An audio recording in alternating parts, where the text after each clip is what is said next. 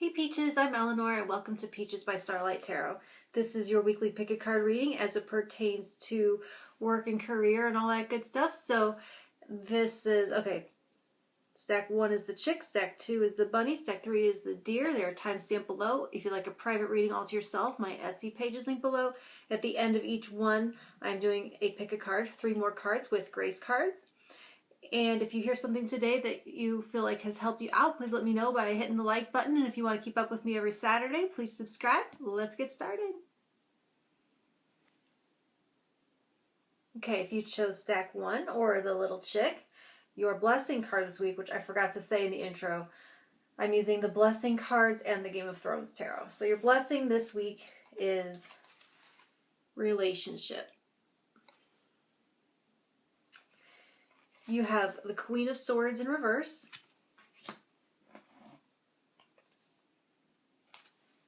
Death in reverse, the Five of Wands in reverse.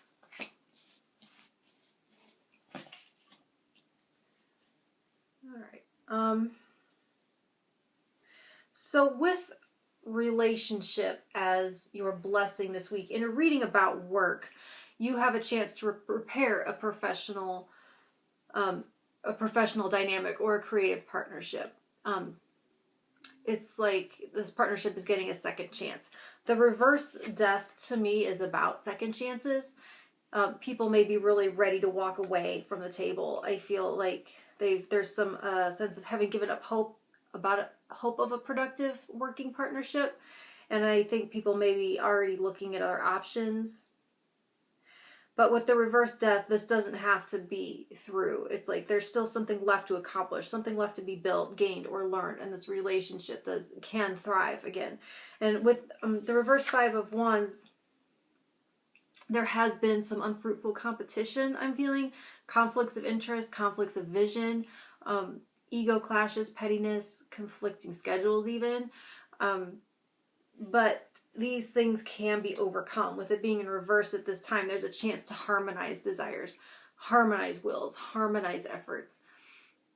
Five of Wands in reverse feels like a harmony to me rather than like true alignment or true, I don't know what it is when you sing the exact same note, but it's like you're still playing your own note, but they're harmonizing.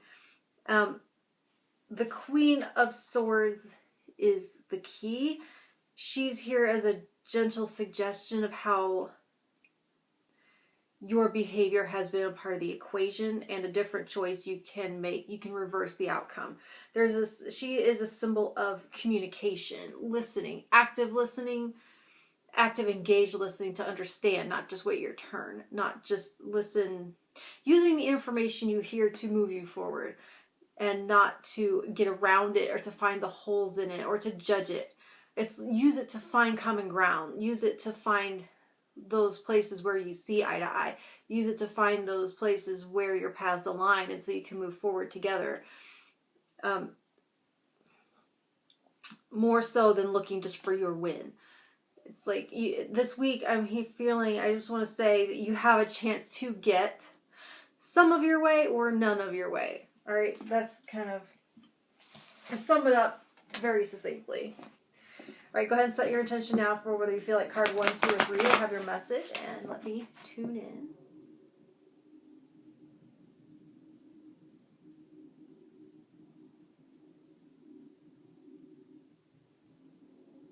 Okay, card 1.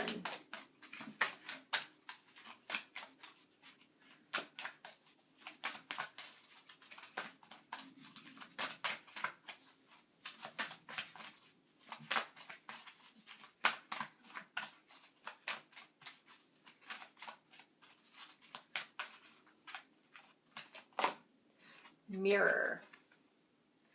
It says, learn to see God's presence in everyone you meet. That is a really nice, very fancy spiritual way of talking about finding that common ground. What is it that you have in common? What is it that thing that is behind the eyes of both of the people involved, of everyone involved, that wants the same thing?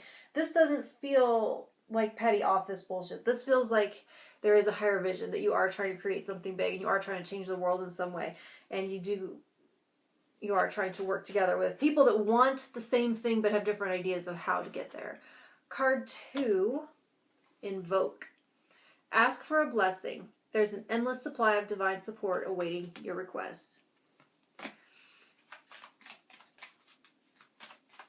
That Queen of Swords in reverse, we're talking about communication and listening and active listening. There may be a degree to where it being in reverse is talking more about asking than telling. So are you expecting someone to read your mind? Have you asked for what it is that you want? Have you asked the right questions? Or have you just been dictating? All right, card 3, Imagination. It says, life's difficulties are a call to consciousness, a grace-inspired event that challenges us to reach beyond limited thinking. All right, guys, like, share, and subscribe and all that good stuff, and I'll talk to you next Saturday. Thank you. Okay, if you chose stack 2 or the little bunny, your blessing this week is lightness. Okay, and you have Justice in reverse. The Page of Swords in reverse. The Empress in reverse. All right, so this may feel a little bit hard to hear right now or counterintuitive, but you may need to lighten up. Okay, I feel like with Justice in reverse like this, you are placing a lot of weight and importance and effort and focus on one end of the scale, on one extreme or the other.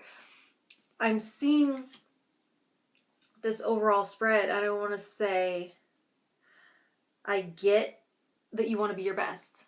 I get,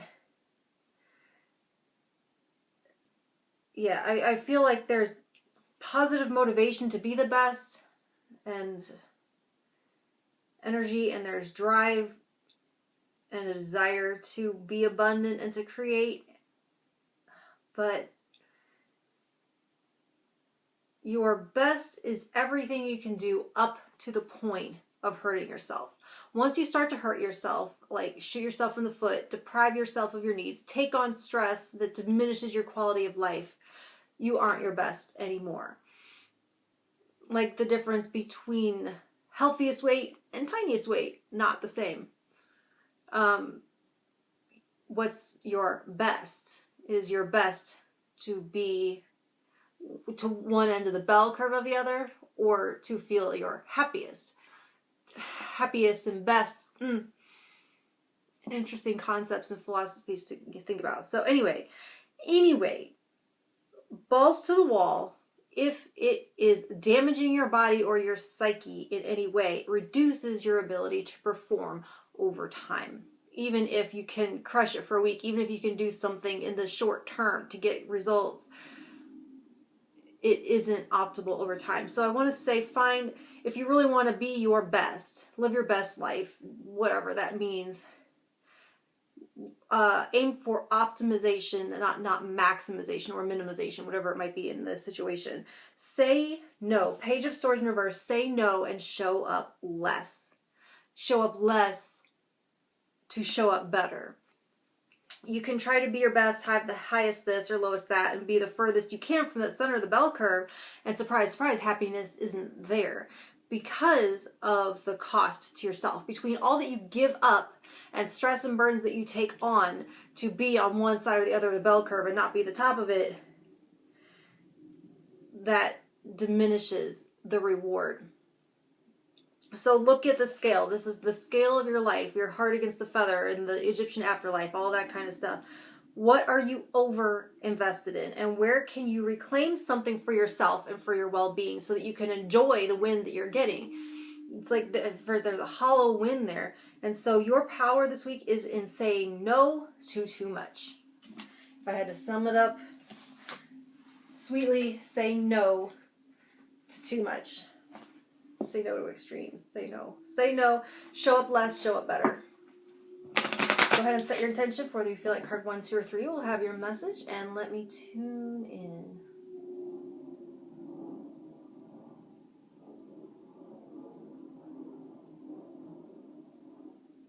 I also want to say, how much are you showing up for everyone else? Are you showing up for yourself?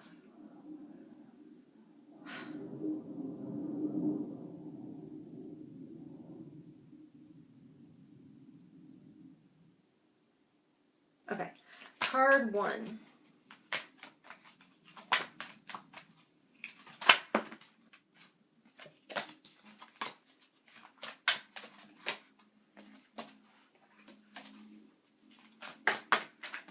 There we go. Presence. Bring your mind into present moment time. Now is the only place to be. This calls to mind a conversation I was just having this morning about being goal-oriented and how goals are nice and all well and good, but how can your goal be something that you achieve today and not have it be something that takes you out of the present moment, something that causes you to be living in the future and to miss out on your present? How can your goal be something more like to move forward every day, or to bring your goals closer into your present, if that makes any sense? So you aren't trying to live in a future that never comes, or focusing on the gap between you and your goal, the distance between you and your goal, which creates more of the same. Anyway, card 2, beauty. Surround yourself with simple pleasures. Beauty is the language of the divine. So simple pleasures, this is really kind of making me think of the Empress and her abundance and her enjoyment of the pleasures of the physical world, while at the same time being the queen of everything. So she is not only abundant and creating abundance, but enjoying her abundance at the same time. So it's one thing to create wealth for others and to bust your ass and to be the best, but are you enjoying it? Are you surrounding yourself with simple pleasures and beauty? And is it worth it? Are you getting something for all of that? Card 3, trust. The more we follow our intuition, the more we'll find that the right doors open to assist us in fulfilling our life's purpose. Alright guys, like, share, and subscribe, and all that good stuff, and I'll talk to you next Saturday. Thank you. Okay, if you chose stack 3 or chose the deer, your blessing this week is intimacy.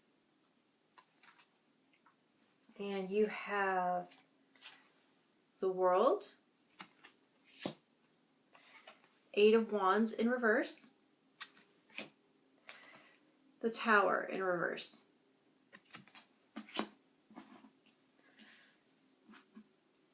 Okay, so if I look at the word intimacy, where the word intimacy and a reading about work and career intersect, I am drawn to the word purpose or calling. So connecting to your true spiritual contribution to this world.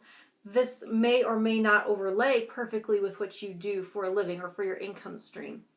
But with the 8 of Wands in reverse, there is a need to pause and connect to this, whether it makes you money or not. I feel like there might be a sense of boredom, a sense of delay, a sense of frustration with the passage of time, the pace of time. But any delays that are thrust in your path are there for that purpose, to create stillness, to slow you down, to create a void from which inspiration can arise from. Too much busyness, too much occupancy, mental occupation can keep you from connecting. So, but now with the Tower in reverse here, that's why I feel like I want to emphasize whether it makes you money or not. It's like, it's about stillness and connection to purpose, not radical actions that disrupt your security. You know that old question, if money weren't a factor, what would you do with your time? And I think a lot of times we're afraid to answer that, or the first thing we want to do after work is nothing. Watch TV, catch up on your shows, and there's this kind of like fear and judgment, like that's just like that means that at our core we're lazy, uninspired slobs or whatever. And it's like, no, that's your body needing rest at the end of working a day. It's once you have caught up on your rest and honored your body's request for rest, you'll find that in that stillness and after that restoration has been achieved, you do eventually regain that energy and regain an interest, and you start to be drawn towards something else. We're just rarely given that time. And so there's a sense to where things are slowed down and delayed to give you this opportunity. So it doesn't feel like one maybe sometimes, but that's what it is meant for. Especially like during Mercury retrograde times. That's not happening right now, but it's kind of like that same principle. So the World card is a card of completion, the culmination of a major life cycle. And so what is missing? What would make you feel whole? What connects you to spirit, your deepest self, your values, right? Things not to consider. What will pay? What will sell? What can you quit your job to pursue? This is about wholeness and having an inner life outside of your pursuit of income. Something for yourself that's all yours. And there's a sense to where having everything be, having it just be one monolithic structure where your whole inner life is your public face and your income, there is an intimacy that is lost there. So it is talking about building that intimate life, something that is all yours, but that is rich and whole and full, not just the rest and restoration you get after a hard day's work isn't what they're talking about. They're talking about something beyond that fills you up and isn't just rest, which is something that you need and you need to honor, and not to assume that that's all the rest, that's all there is to you. And so with the reverse tower, that shows it's staying the same for a while, maybe not forever, but it is an optimal time to intimately connect to self and to wholeness. Not looking to excise anything, but what to add that completes the picture. Okay? I hope that made sense. Go ahead and set your intention for whether you feel like card 1, 2, or 3 will have a message for you. And let me tune in. Okay, card 1.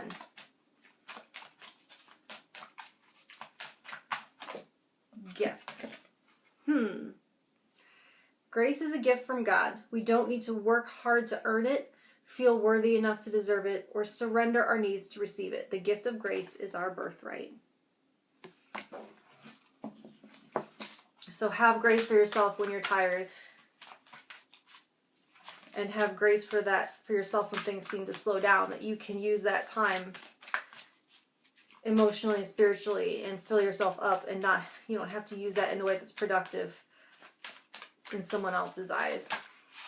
Card 2. Devotion. Stay connected to the divine. Pray, express your gratitude, or ask for help out loud. Make the practice of devotion a daily habit. Card 3. Affection. Love yourself. You are the ultimate act of creation fashioned by the hands of a divine artist. Alright guys, like, share, and subscribe and all that good stuff. I'll talk to you next Saturday. Thank you.